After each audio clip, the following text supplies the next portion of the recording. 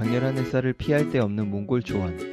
보르지긴 시족은 모처럼 한가로이 정비를 하고 있다. 태무진의 혼인 자리를 알아보러 동쪽 끝자락의 올쿠누트족을 향했기 때문에 아무리 빨라도 일주일 정도는 전투 없이 내 가족들과 가축들을 돌볼 여유가 생긴 것이다. 이자의 이름은 묵리, 익숙해의 친척버린 장수다.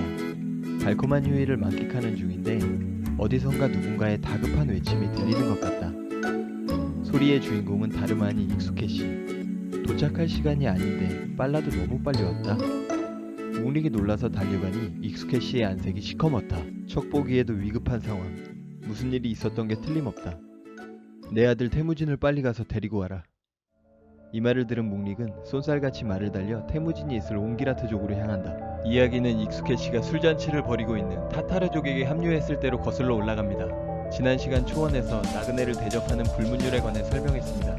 이는 잔치 자리에서도 그대로 적용되는데 그가 어떤 사람이라도 잔치 자리에서 해코지를 해서는 안 됩니다. 그렇기 때문에 지금 이 자리는 어색한 공기가 흐릅니다. 원수지간인 몽골족과 타타르족, 그 중에서도 가장 원한을 많이 샀던 익숙해씨가 들어오는 순간 타타르 전사들은 바로 알아봅니다. 이 자리에서 해코지했다간 평생 불명예를 안고 살아가야 하는데 초원 사람들에게 명예란 목숨 다음으로 귀중한 것이라 이러지도 저러지도 못하는 상황입니다. 익숙해씨 입장도 난감합니다. 태무진을 맡기며 결혼 예물로 자신의 예비말을 주고 왔기 때문에 이 자리에서 도망간다 하더라도 금방 따라잡히게 되어 있습니다. 예비말은 보조 배터리 같은 개념입니다. 타고 가는 말이 방전되면 다른 말로 갈아타야 계속 달릴 수 있는데 익숙해씨에게는 한 마리밖에 없으니까요. 이럴 줄 알았다면 데이세첸의 예비말을 괜히 주고 왔습니다. 사람이 안 하던 짓 하면 죽는다더니 평소처럼 양심 없이 태무진만 떨궈 놓고 왔다면 자신은 도망칠 수도 있었는데 말이죠. 하지만 타타르 전사들도 다행히 그렇게까지 막장은 아닌 듯하니 주는 음식 받아먹으며 기회를 보기로 합니다. 타타르족 야영지를 무사히 벗어난 익숙해씨. 몸이 이상해지는 걸 느낍니다. 그냥 보낼 수 없었던 타타르족이 음식과 술에 독을 탔던 것이었습니다. 눈 가리고 아웅식이지만 잔치자리에서 피를 보지 않았다는 것에 최악의 평가는 면할 수 있다고 생각하는 것 같습니다. 참고로 초원 사람들은 피를 보는 것을 아주 싫어합니다. 불길한 징조이며 피에는 영혼이 깃들어 있기 때문에 피가 몸에 묻으면 영혼이 달라붙는다고 생각했습니다. 사흘 밤낮을 달려 겨우 도착한 주둔지 다급하게 사람을 부릅니다. 묵릭에게 자초지종을 설명하고는 형수들과 조카를 보살펴달라는 말을 한 것이 마지막 유언이 되었습니다. 태무진이 돌아왔을 때 익숙해씨는 이미 세상을 떠난 뒤였습니다. 카불칸의 2남의 3남으로 태어난 예수게이 바토르. 보르지긴 시족의 적통이라 말할 순 없었지만 초원의 역사가 그랬듯 혈통보다 능력이 더 중요한 곳이라 보르지긴의 칸으로 불려도 손색 없을 세력을 손에 넣었지만 존경을 받지 못하고 워낙 거칠게 살아왔기에 용사라는 호칭에 바토르로 만족해야 했으며 태무진에게 유언도 하지 못하고 역대급 스노우볼러 익숙해씨의 삶은 막을 내리게 됩니다. 예비말을 생각 없이 주고 왔던 행동이 작게는 본인에게 죽음을 가져다 줬고 크게는 태무진 일가의 험난한 삶의 단초를 제공한 것입니다. 이 일이 없었다면 어쩌면 태무진은 본인의 바람대로 평범한 초원의 가장으로 살아갈 수도 있었겠지만 역사의 가정은 의미 없는 일이죠. 과거와 현재, 미래의 사건들이 맞물려 역사의 톱니바퀴는 돌아가고 있습니다. 넉넉하지 않았지만 지금까지는 평범하게 살았던 태무진. 앞으로 어떻게 될까요?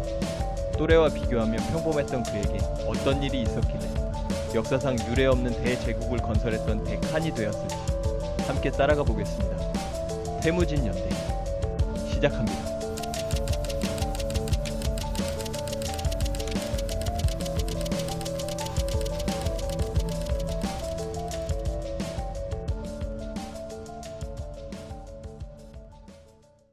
한순간 가장을 잃어버린 태무진 가족과 수장을 잃어버린 보르지긴 시족. 두 그룹 다 막막하기는 마찬가지입니다. 앞서 몽골족은 타타르족과의 전쟁 패배로 북쪽 끝자락으로 밀려나게 되면서 가난한 삶을 이어나가고 있었는데 인성은 좀 그렇지만 싸움은 잘하는 익숙해라는 바토르가 낭인들을 모아 약탈과 전쟁으로 단결하던 용병 집단이었는데 존경받지 못했던 리더가 죽고 나니 각자의 이익을 위해 뭉친 집단이 구심점을 잃게 되면서 결속력은 현저히 떨어진 상태입니다.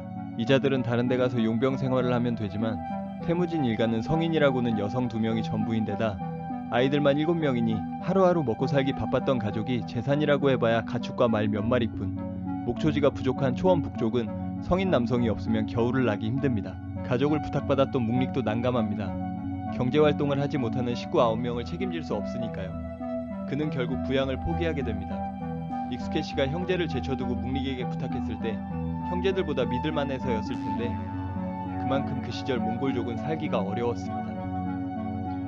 타이치우드 시족은 몽골족 이데칸이었던 안바가이 칸의 후손들입니다. 몽골 부족 중 세력이 가장 강했으며 이들 수장인 타르구타이는 자신 스스로 칸이라 칭했는데 사람들은 그를 뚱뚱이 칸이라 불렀죠. 말을 탈 수 없을 정도로 뚱뚱해서 수레를 타고 다녔습니다. 암튼 이 타르구타이는 기분이 좋습니다. 세력은 자신이 훨씬 강했지만 익스케시의 무력에 밀려 몽골족 칸이 되기는 어려웠는데 이제 몽골족 수장 자리를 차지하는 건 시간 문제로 보입니다. 알터니가 스스로 빠져서 기분이 좋았는데 바로 옆에 이가 썩기 시작해서 신경이 쓰이는 중입니다. 바로 익스케의 남은 아들들입니다. 나이가 가장 많은 백테르는 침착함이 돋보이고 카사르는 활솜씨가 뛰어나고 벨구테이는 힘이 장사입니다. 체격도 다들 건장했고 아버지의 재능을 물려받은 자가 한 명이라도 나온다면 자신의 자리를 위협받게 되기 때문에 어떻게든 처리하고 싶습니다. 태무진을 빼먹은 거 아니냐고요? 태무진은 눈물이 많고 심성이 착했습니다. 익스케의 적장자는 태무진이었지만 초원에서 능력이 없으면 혈통은 아무짝에도 쓸모없습니다. 능력은 있지만 혈통이 안 좋으면 무시를 당할 수 있지만 사람은 모입니다. 반대의 경우는 없습니다. 두 가지 다 있으면 말할 필요 없겠죠. 또 한 가지, 익스케의 남은 부하들은 금방 자기에게 올 줄 알았는데 아직 태무진 가족 주변에서 우물쭈물하고 있습니다. 평판을 중요시하는 초원 사람들이라 아무래도 바로 돌아서기 어려워 보입니다. 그래서 타르구타이는 이들에게 명분을 주기 위해 계략 하나를 생각해냅니다. 보르지긴과 타이치우드는 몽골족의 시조 보돈차르의 후손들입니다. 이 당시 몽골족은 무속신앙을 믿고 있었는데 조상이 같기 때문에 함께 제사를 지냅니다. 이날 타르구타이는 이데칸이었던 안바가이 칸의 미망인들을 구워 삶아 태무진 일가가 자는 사이 제사를 지내고 끝내버립니다. 당연하게 이 사실을 알게 된 호엘루는 따지러 갑니다. 아무리 남편이 죽었다 하더라도 이렇게 무시당하는 건 도리에 어긋나는 행동이었으니까요. 하지만 안바가이 칸의 미망인들은 오히려 호엘룬에게 화를 냅니다. 네가 뭐라고 모셔와서 대접한단 말이냐? 태무진 일가를 나그네 취급해버리며 새로운 목초지로 이동을 하는데 누구도 이 가족을 데려가지 말라며 엄포를 놓습니다. 타르구타이의 생각은 이들을 고립시킨다면 알아서 고사할 것이라 생각했기 때문에 이런 계략을 쓰게 된 것이죠. 몽골족 이데칸이었던 안바가이 칸, 그는 타타르족과 화해를 위해 딸을 타타르족에게 시집 보내기로 합니다. 하지만 타타르족은 배신을 하고 안바가이 칸을 잡아 금나라에 넘겨버립니다. 예나 지금이나 타타르족은 명예보다 이익을 우선시하는가 봅니다. 분노한 몽골족은 타타르족과 대규모의 전투를 10수차례 했지만 복수를 할 수 없었으니 몽골족은 안바가이 칸에게 미안한 감정을 비롯해 여러가지 마음의 빚을 가지고 있습니다. 그 마음은 안바가이 칸의 미망인들에게 옮겨가 상당한 영향력을 가지게 된 겁니다. 마음의 빚이라는 감정은 초원 사람이 행동하는 데 매우 중요한 동기입니다. 의리는 없지만 의리가 없다는 걸 부끄럽게 생각하는 마음은 가지고 살아간달까요? 작은 계기로 생긴 균열은 걷잡을 수 없이 커지고 미망인들의 말을 들은 사람들은 썰물 빠지듯 이 가족을 떠나게 됩니다. 이때 한 노인이 사람들을 막아섭니다. 자신들도 부끄러운 행동이라는 걸 알며 행동하던 사람들은 노인의 죄책감을 자극하는 소리에 마음을 고쳐먹기로 합니다. 사람들은 떳떳하지 못한 행동을 할 때 누군가 그걸 지적하면 반성을 하기보다 화를 내게 돼 있습니다. 바른 소리를 한 죄로 노인은 창에 찔리게 됩니다. 이 노인은 묵릭의 아버지였습니다. 사람들의 이탈은 계속되고 졸지에 몽골 초원이 고립무원이 될 처지에 놓이자 호엘루는 남편의 연기를 가지고 떠나는 사람들 앞을 막아섭니다. 연기란 군기와 같은 개념이지만 초원에서는 깃발의 주인이 죽으면 연기에 영혼이 깃든다고 믿고 있기 때문에 익스케시의 영혼이 보는 앞에서 배신하고 타이치우드로 건너가는 짓을 할 수 있는 사람은 별로 없었죠. 다행입니다. 그래도 충심이 아직 남아 있었는지 상당수의 사람이 남아 주었습니다. 호엘룬이 잠든 사이 남은 사람들도 다 떠나버립니다. 추진력을 얻기 위해 잠시 멈추었다 이 가족들의 가축들까지 전부 훔쳐 도망가 버렸습니다. 익스케시 어지간히 신망이 없는 지도자였네요. 남편과 아버지를 잘못 둔 죄로 여자 둘과 어린아이들 7명은 게르 하나 말고는 아무것도 남지 않았습니다.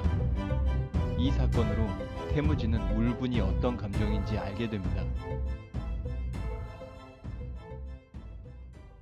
초원 사람들은 바위와 암석으로 이루어진 부룩한 칼둔을 숭배하고 신성하게 생각합니다. 하지만 사람은 살지 않습니다. 먹고 살 것이 없기 때문이죠. 하지만 이곳을 제 집처럼 사용하는 사람들이 있습니다. 자식들을 먹이기 위해 열심히 뛰어다니는 호엘룬과 소치겔입니다. 말 그대로 뛰어다녔습니다. 앞서 충신들이 말도 전부 가져가기 때문이죠. 기록에 의하면 이들은 작은 동물, 나무 열매와 각종 풀을 먹고 살았다고 합니다. 그도 그럴 것이 가축은 고사하고 말도 없는데 무슨 수로 사냥을 나가겠습니까? 있어도 사냥을 할 수 있는 남자도 없었죠. 같은 이유로 태무진은 결혼을 약속한 보르테에게 갈 수가 없었습니다. 걸어갈 수는 없지 않겠어요? 익스케 씨가 죽기 전에 부르지 않았다면 태무진은 이 고생을 하지 않아도 됐을 텐데 도착할 때까지 기다리지도 못하고 죽었으며 부양할 가족이 하나라도 줄어들면 가족 입장에서도 조금은 나았을 텐데 이렇게 최악 중에 최악으로 엉키기도 쉽지 않은데 그 어려운 걸 익스케 씨가 해냅니다. 이제 가족은 오지에 사는 몽골족도 살지 않는 오지에서도 오지인 이곳 부룩한 칼둔 오농강이 시작하는 지역에 살고 있습니다. 가족들이 느꼈을 비참함과 분노, 삶의 고단함은 상상하기도 힘드네요. 태무진은 이 시절 오농강가에서 한 아이를 만나 안달을 맺게 됩니다. 유목 생활 중 태무진이 살던 지역으로 우연히 오게 된 자다란 시족의 자무카라는 아이였습니다. 어리다고 해도 두 사람은 진지하게 안달을 맺고 우정을 키워나갑니다. 타르구타이의 생각과는 다르게 호엘룬과 소치겔은 훨씬 강한 여인들이었습니다. 어떻게든 살아남았고 시간은 흘러 아이들이 어느 정도 자라자 어머니들을 도와주는 기특한 녀석들이 되었습니다. 그 사이 말도 안 되게 말도 몇 마리 생겼습니다. 얼마나 고생을 했을지 호엘룬과 소치겔 정말 고생이 많았습니다. 살림은 점점 나아지고 이제 굶어 죽을 걱정은 면해갑니다. 불쌍한 이 가족들에게 이제라도 행운이 찾아와 줄까요? 이들이 믿는 탱그리 신께서 도와주실까요? 백테르, 태무진, 벨구테이, 카사르 이 네 형제는 여느 형제들이 자랄 때 그렇듯 사이가 좋지 않았습니다. 효심이 지극한 것이 원인이었을까요? 큰형인 백테르가 태무진과 카사르가 사냥한 것을 빼앗아 자신이 잡은 것처럼 가져갔기 때문에 두 형제는 불만이 많았습니다. 어린 시절 어디에나 있는 흔한 형이네요. 어디에나 있던 흔한 동생 태무진은 호엘룬에게 가서 일러 바칩니다. 그때마다 호엘룬은 사이좋게 지내라며 동생 편을 들어주지 않습니다. 너희에겐 그림자 말고 친구가 없고 꼬리 말고는 채찍이 없다며 전 세계에 각국에 하나씩은 있을 법한 화살 이야기를 꺼냅니다. 알란이라는 여인이 있었다. 남편과의 사이에 2명의 아들이 있었는데 남편이 죽고 길에서 아이를 하나 주워다 하인 겸 양자로 키운다. 전설엔 빛이 내려와 이후 아들을 3명이나 더 낳았다고 되어 있다. 하지만 첫째와 둘째는 바보가 아니었던 것 같다. 어머니를 찾아가 따지기 시작한다.